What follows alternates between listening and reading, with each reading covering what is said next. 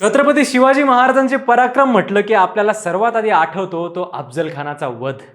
वाघनख, बिचवा आणि बलाढ्य अफजल खानासमोर छाती ठोकपणे उभे राहिलेले शिवाजी महाराजांनी चालाकीने अफजल खानाला धूळ चारत त्याचा नायनाट केला. पण हा प्रसंग म्हणजे या मोहिमेचा शेवट नव्हता तर सुरुवात होती.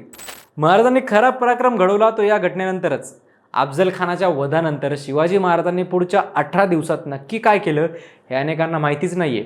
हेच माहिती करून घेऊयात आजच्या व्हिडिओतून. नमस्कार, मी संकल्प पाटील आणि तुम्ही बघताय लगाव बत्ती. जावळी कोणाची हा प्रश्न स्वराज्यासमोर उभा ठाकला होता. त्यावेळी महाराजांनी जावळीची मोहीम हाती घेऊन ती फत्ते केली. ही बातमी सर्वदूर पोहोचली आणि याच पार्श्वभूमीवर विजापूर दरबारात शिवाजी महाराजांना थांबवण्याचा निर्णय घेतला गेला आणि त्यासाठी अफजल खानाची निवड झाली. अफजल खान हा फक्त एक बलाढ्य सरदार नव्हता तर त्याचा भोसले घराण्याशी जुना वैर होता. त्याने यापूर्वी शहाजीराजांना कैद केलं होतं आणि थोरल्या संभाजीराजांचा घातपाताने खून केला होता. त्यामुळे या मोहिमेत त्याचा दृष्टिकोन अजून जास्त आक्रमक होता, कारण बडी बेगमने दरबाराला ललकारलंच होतं. त्या प्रकारे मोठं सैन्य, तोफा आणि युद्धसामग्री घेऊन अफजल खान स्वराज्याकडे निघाला.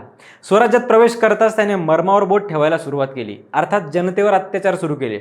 मंदिरांची तोडफोड केली, देवळात देव ठेवला नाही आणि भीतीचं वातावरण निर्माण केलं. त्याचा उद्देश स्पष्ट होता की शिवाजी महाराजांना अस्वस्थ करून, त्यांना घाईत निर्णय घ्यायला भाग पाडून त्यांना थेट युद्धासाठी बाहेर मैदानावर आणणं. पण शिवाजी महाराजांनी परिस्थितीचा वेगळ्या पद्धतीने विचार केला. अफजल खानाच्या सैन्याची ताकद आणि स्वतःच्या सैन्याची मर्यादा या गोष्टींचा त्यांनी अचूक अंदाज घेतला. यावेळी मोकळ्या मैदानात थेट युद्ध करणं स्वराज्यासाठी धोकादायक ठरू शकतं हे त्यांनी ओळखलं होतं. त्यामुळे त्यांनी प्रत्यक्ष युद्ध टाळून शत्रूला आपल्या अटींवर लढायला भाग पाडण्याची रणनीती आखली. जावळी आणि प्रतापगडचा परिसर हा डोंगराळ, जंगलांनी वेढलेला आणि अरुंद घाटांनी भरलेला होता. हा भाग मोठ्या सैन्यासाठी चांगला नव्हता, पण छोट्या आणि चपळ सैन्यासाठी अनुकूल होता आणि महाराजांची गनिमी कावा पद्धत यासाठी प्रसिद्ध होती. मराठा सैन्य सुद्धा डोंगर घाटात लढायला सारवलेलं होतं. त्यामुळे अफजल खानाला या भागात खेचणं ही पहिली महत्त्वाची पायरी होती. यासाठी महाराजांनी राजनैतिक पद्धतीने वाटाघाटी सुरू ठेवल्या. अफजल खानाची थेट भेट घेण्याचा प्रस्ताव पुढे आला आणि तो स्वीकारण्यात आला. या भेटीमागे फक्त चर्चा नसून पूर्ण नियोजन होतं. महाराजांनी स्वतःच्या सुरक्षेसाठी चिलखत आणि शिरस्त्राण परिधान केलं होतं. बाहेरून साधा पोशाख ठेवून आतमध्ये लोखंडी संरक्षणाची व्यवस्था केली होती. उजव्या हातात बिचवा म्हणजेच कट्यार आणि डाव्या हातात वाघनख लपवून ठेवण्यात आली होती. हे सर्व शस्त्र प्रकार जवळच्या संघर्षासाठी उपयोगी होते. त्याचबरोबर महाराजांनी त्यांच्या अंगरक्षकांची निवडसुद्धा यावेळी काळजीपूर्वक केली. जीवा महाला आणि संभाजी गावजी यांसारखे विश्वासू आणि तत्पर योद्धे त्यांनी त्यांच्याबरोबर घेतले. याचबरोबर प्रत्यक्ष भेटीच्या बाहेर सुद्धा मोठं नियोजन केलं गेलं होतं. प्रतापगडाच्या परिसरात आणि घाटांमध्ये मराठा सैन्य आधीपासूनच तैनात करण्यात आलं होतं. वेगवेगळ्या ठिकाणी लपून बसलेले सैनिक योग्य वेळी हल्ला करण्यासाठी तयार होते. तोफांच्या आवाजाने हल्ल्याचा संकेत देण्याची योजना आखली गेली होती. म्हणजेच अफजल खानावर हल्ला हा फक्त एक स्वतंत्र प्रसंग नव्हता, तर त्यानंतर लगेच सुरू होणाऱ्या व्यापक लढाईचा प्रारंभबिंदू होता. महाराजांनी फक्त खानाला पाडण्याचा नाही तर तिथून पुढच्या मोहिमेची सुद्धा तयारी केली होती. प्रत्यक्ष भेटीच्या वेळी अफजल खानाने गळाभेट घेत असताना अचानक हल्ला करण्याचा प्रयत्न केला. त्याने आधी खंजिराने वार केला, परंतु महाराजांनी घातलेल्या चिलखतामुळे तो निष्फळ ठरला. या क्षणी महाराजांनी विलंब न करता प्रत्युत्तर दिलं. त्यांनी आधी वाघनखांनी खानाचं पोट फाडून त्याची आतडीच बाहेर काढली आणि मग बिचव्याने त्याचा शेवट केला. हा संपूर्ण प्रसंग काही क्षणातच घडून गेला, पण त्यामागे केलेली तयारी आणि मानसिक स्थैर्य खूप महत्त्वाचं होतं. अफजल खानाचा वध होताच लगेच पुढची योजना सुरू झाली. ठरल्याप्रमाणे तोफांचा आवाज झाला आणि मराठा सैन्याने चारही बाजूंनी हल्ला चढवला.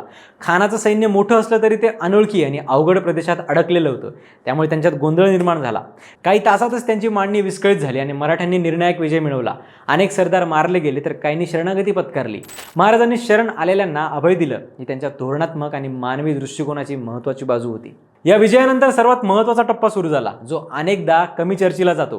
खरं तर अफजल खानाचा वध हा शेवट नव्हता, तर पुढच्या मोहिमांची सुरुवात होती. प्रतापगडावर खानाचा पराभव झाल्यानंतर शिवाजी महाराजांनी एक क्षणही वाया न जाऊ देता त्यांनी आधीपासूनच आखून ठेवलेली पुढची लष्करी हालचाल तात्काळ सुरू केली.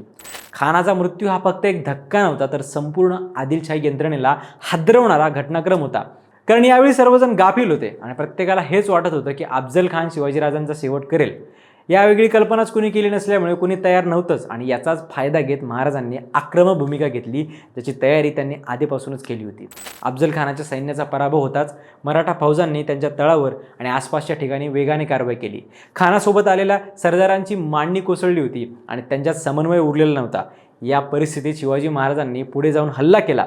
त्यांनी कोल्हापूर परिसरावर झडप घातली, पन्हाळ्यासारख्या महत्त्वाच्या किल्ल्यांवर नियंत्रण मिळवलं आणि आदिलशाहीच्या अनेक लष्करी ठाण्यांवर एकामागोमाग एक आक्रमण केलं. इतिहासातील वेगवेगळ्या उल्लेखांनुसार या कालावधीत महाराजांनी खूप कमी काळात अनेक किल्ले आणि प्रदेश आपल्या ताब्यात घेतले. यामध्ये कोल्हापूर, पन्हाळा आणि तसेच दक्षिण महाराष्ट्र आणि कोकणातील काही महत्त्वाचे भाग यांचा समावेश होतो. या वेगवान हालचालींचा मुख्य उद्देश स्पष्ट होता की शत्रूला सावरण्याची संधी न देणं.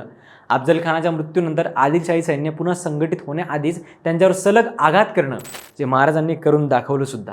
या संपूर्ण मोहिमेमुळे स्वराज्याचा विस्तार वेगाने झाला आणि शिवाजी महाराजांची ओळख फक्त एक पराक्रमी योद्धा म्हणून नाही, तर दूरदर्शी आणि नियोजनबद्ध नेता म्हणून जास्त बळकट झाली.